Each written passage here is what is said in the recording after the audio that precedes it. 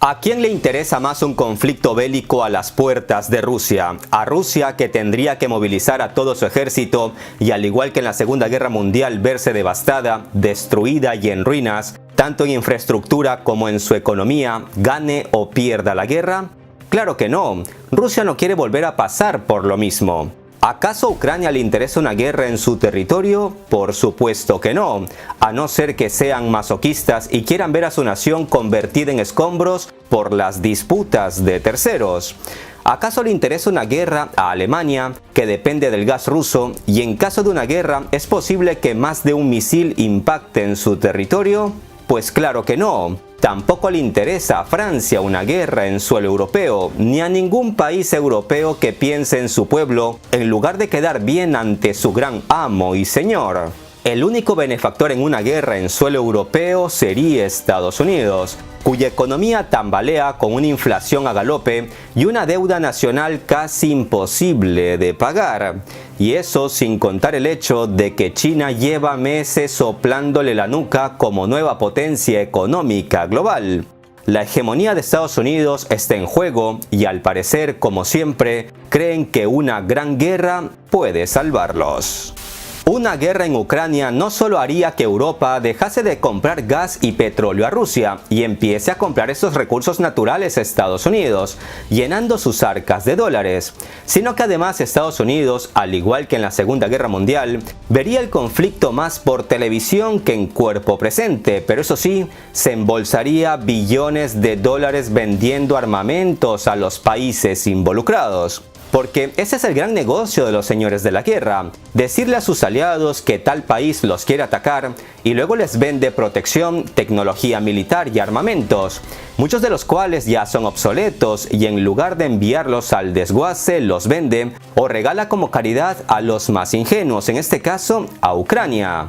Y así como la economía de Estados Unidos se salvó gracias a la Segunda Guerra Mundial después de una dolorosa Gran Depresión, una nueva guerra en suelo europeo podría salvarlos de esa estrepitosa caída libre que lleva su economía. Para muestra basta un botón. Ucrania lleva varios días calmando a sus ciudadanos que no se preocupen, que no habrá guerra, que no ven indicios de una invasión rusa como lo pintan los medios de comunicación internacionales. Pero desde la Casa Blanca la contradicen y aseguran que no, que Ucrania no entiende nada y que Rusia sigue con sus planes de invadirlos. ¿No será que es Estados Unidos el que prepara una provocación a ver si Rusia cae y se arma el despelote? Muy tarde Ucrania se ha dado cuenta que cayó en la trampa estadounidense, que la está usando como arma política y carne de cañón contra Rusia. Lástima que se hayan dado cuenta demasiado tarde, porque a estas alturas Estados Unidos considera que ya no hay marcha atrás y que Rusia debe pagar por su rebeldía y por no ponerse de rodillas como lo han hecho otros. Pese a todo, el asunto tiene una solución simple y hoy veremos cuál es. Soy Gabriel Bulgakov y el tema de hoy, aparte de ser candente, es revelador. Sin más introducción, empecemos. Y si te gusta el video, dale like. Si no te gusta, ponle dislike. En lo referente al Mar Negro, las acciones occidentales generalmente se pasan de la raya. Bombarderos estratégicos vuelan a 20 kilómetros de nuestra frontera estatal y, como saben, portan armas muy serias. Hay que recordar que hubo varias oleadas de expansión por parte de la OTAN, y ahora vemos dónde se encuentra su infraestructura militar, justo al lado de nuestras fronteras, y ya se han desplegado sistemas de defensa antimisiles en Rumania y Polonia, que pueden ser fácilmente utilizados, pues ahí hay lanzadores MK-41 para misiles guiados, que son básicamente complejos de ataque. Medios internacionales, políticos y politiqueros proestadounidenses nos intentan explicar cada día que todos debemos respetar y aceptar si Ucrania finalmente es aceptada en la OTAN, que, como saben, es una alianza militar que fue creada para contrarrestar a la Unión Soviética tras la Segunda Guerra Mundial, y en la actualidad su objetivo pasa por castigar a Rusia por no querer ponerse de rodillas. Integrar Ucrania en la OTAN no tiene otro objetivo que cercar a Rusia con bases militares cada vez más cerca de sus fronteras y apuntar a Moscú con armas nucleares para no darle a Rusia tiempo de reacción en caso de un ataque. Pues bien, si estos expertos y políticos proestadounidenses dicen que no ven nada malo en que Ucrania se integre a la OTAN, entonces no deberían enojarse ni resentirse si Rusia hace lo mismo cerca de Estados Unidos. Que no se enojen si Rusia pide a sus aliados latinoamericanos como Cuba, Nicaragua o Venezuela que le dejen instalar unas cuantas bases militares ahí, con misiles apuntando hacia Washington tal cual hace la OTAN con Rusia. Pero ¿saben qué pasaría? Que Cuba, Nicaragua, Venezuela y Rusia serían atacados con las sanciones económicas más duras que jamás se hayan impuesto a ningún país. Es obvio que Estados Unidos pegaría el grito al cielo si Rusia llega a instalar bases militares en Latinoamérica. Pero solo imaginando esto es como podemos entender las preocupaciones de Rusia de que la OTAN se acerque a sus fronteras.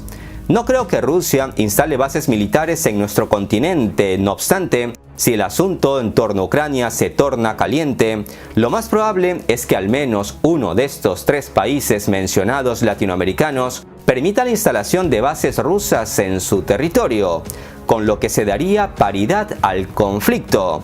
Pero por el bien de la humanidad, mejor ni imaginemos tal escenario y roguemos para que la tormenta al fin se calme. Antes de continuar con el análisis de hoy, me gustaría recordar unas llamativas explicaciones del presidente ruso Vladimir Putin en torno a los planes de la OTAN de acercarse cada vez más a Rusia. Atentos a sus palabras. ¿Deben los inversores preocuparse por la posible intervención de tropas rusas en Ucrania? Mire, la posible entrada de tropas rusas en Ucrania la vienen discutiendo desde hace un año. Realizamos los ejercicios militares Zapad 2021, pero como vemos no ha habido ninguna invasión. Lo importante no es si se envían tropas o no se envían, si se lucha o no se lucha. Lo importante es establecer relaciones sostenibles y equitativas, que se tengan en cuenta los intereses en el campo de la seguridad de todos los participantes en actividades internacionales. Si nos esforzamos sinceramente en estas relaciones, nadie experimentará ninguna amenaza. Rusia también experimenta cierta preocupación por el hecho de que se están realizando ejercicios a gran escala cerca de nuestras fronteras, incluso ejercicios militares no planificados, como ocurrió recientemente en el Mar Negro, cuando bombarderos estratégicos volaron a 20 kilómetros de nuestra frontera, los cuales llevaban armas de alta precisión y también son capaces de llevar armas nucleares. Todo esto representa una amenaza para nosotros. Ahora sobre las líneas rojas. Estas hasta cierto punto son especulativas. Sin embargo, mire lo que pasó en los últimos 20-30 años. Las relaciones entre Rusia y la comunidad occidental en los años 90 y a principios de la década del 2000 eran bastante buenas. Y entonces, ¿para qué fue necesario expandir la OTAN a nuestras fronteras? ¿Para qué? ¿Quién puede responder a esta pregunta? Nadie, porque no hay una respuesta coherente, no la hay. Pese a nuestras advertencias, pese a nuestras conversaciones, negociaciones, peticiones, la infraestructura militar de la OTAN ha estado acercándose a nuestras fronteras. En Polonia y Rumanía desplegaron no solo sistemas de defensa antimisiles, sino también lanzadores MK-41, que pueden equiparse con misiles de crucero Tomahawk y otros sistemas de ataque. Esto nos crea amenazas, es un hecho obvio,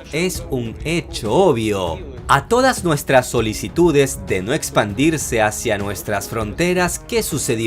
Sucedió lo que vemos ahora, se expandieron. En respuesta, nos obligaron, quiero enfatizar esto, nos obligaron a comenzar a desarrollar armas hipersónicas. Esta es nuestra respuesta. No fuimos nosotros los primeros en amenazar, fueron primero nuestros socios de Estados Unidos los que se retiraron del tratado sobre misiles antibalísticos y luego del tratado de misiles de alcance intermedio.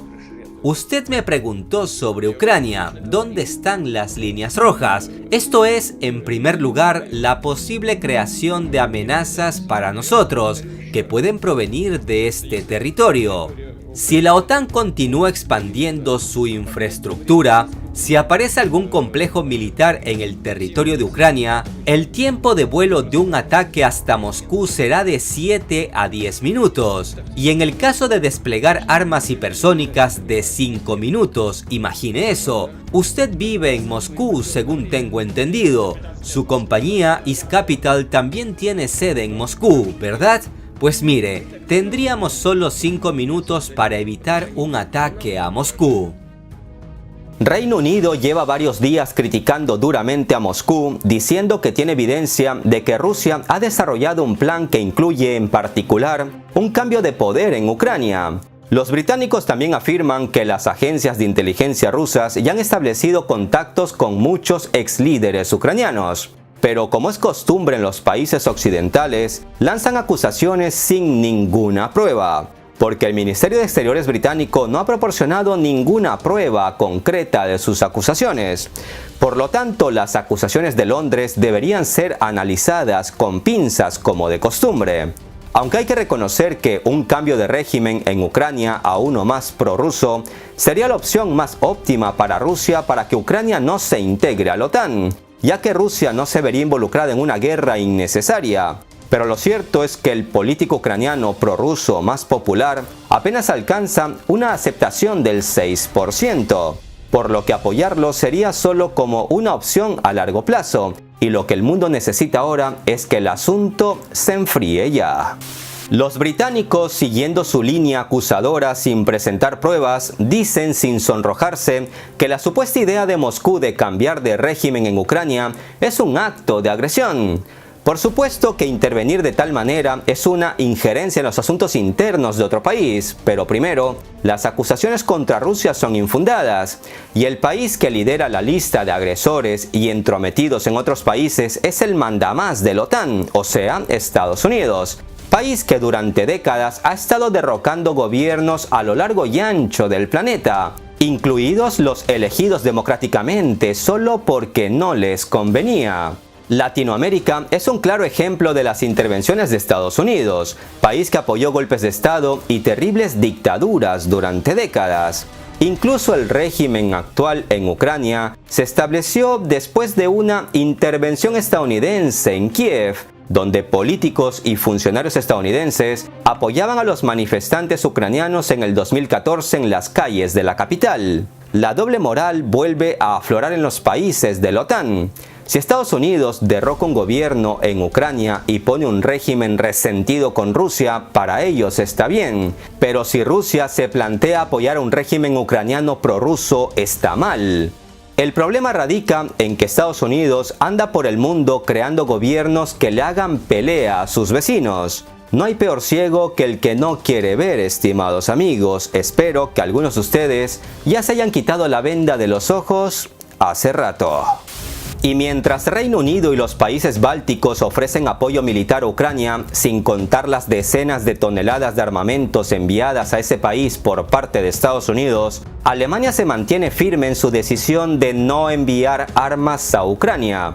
El nuevo canciller alemán, Olaf Scholz, subraya que Alemania ha hecho mucho para apoyar el desarrollo económico y democrático de Rusia tras la caída de la Unión Soviética.